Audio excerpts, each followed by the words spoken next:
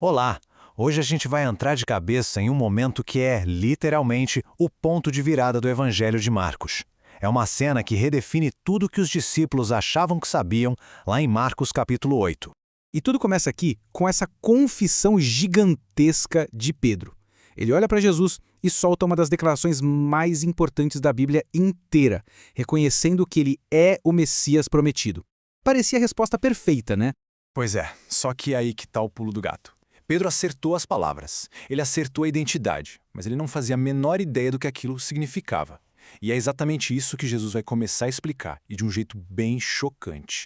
Para a gente entender o tamanho do baque que está por vir, a gente precisa entender o contexto. Sabe, a confissão de Pedro é uma mudança de chave. Até esse ponto, o foco do evangelho era nos milagres, na autoridade de Jesus. A partir de agora, o foco vira para a cruz. Mas afinal, o que o pessoal da época esperava do Messias? A expectativa geral era por uma figura de poder, de glória, um rei que ia liderar uma revolução, sabe? Que ia chutar os opressores romanos para fora e devolver o esplendor para a nação. Era essa a mentalidade, era esse o sonho que estava na cabeça dos discípulos. E é bem no meio dessa expectativa toda de vitória e poder que Jesus, pela primeira vez no Evangelho de Marcos, começa a ensinar abertamente sobre a sua própria morte e ressurreição. Ele joga na mesa uma ideia que ninguém, absolutamente ninguém, estava esperando. Agora presta atenção nessa palavra, porque ela muda tudo. Necessário. Jesus não diz que sofrimento era, sei lá, uma possibilidade, um acidente de percurso. Não, ele afirma que era uma parte essencial do plano de Deus. A cruz não foi um imprevisto, era o caminho. E ele detalha essa necessidade em 3 etapas, uma mais chocante que a outra. Primeiro, ele seria rejeitado pelas próprias autoridades religiosas. Segundo, ele seria morto. E terceiro, ele ressuscitaria depois de 3 dias. Cada pedacinho dessa profecia era como um soco no estômago das esperanças de um reino político aqui e agora.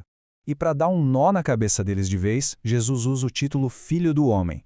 Esse título, que vem lá do livro de Daniel, descreve uma figura celestial, gloriosa, que recebe poder e um reino que dura para sempre.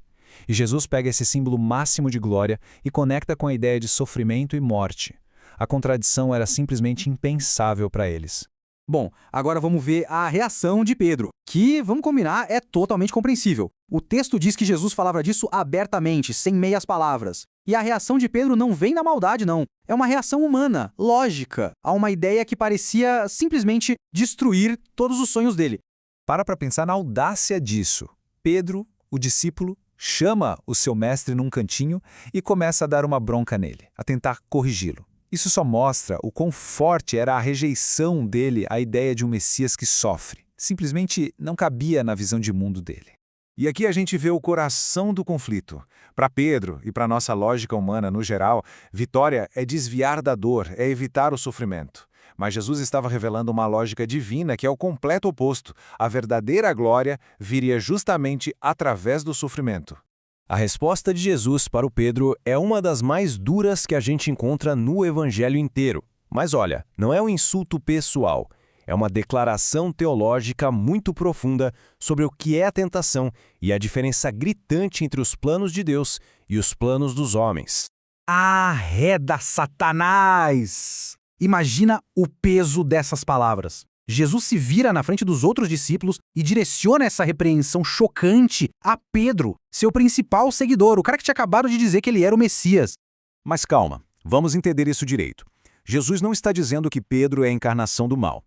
Ele está identificando a fonte daquela mentalidade. A ideia de fugir da cruz, de buscar um atalho mais fácil para a glória, era a mesmíssima tentação que Jesus já tinha enfrentado lá no deserto. A tentação que Pedro apresenta é sutil, mas é muito poderosa.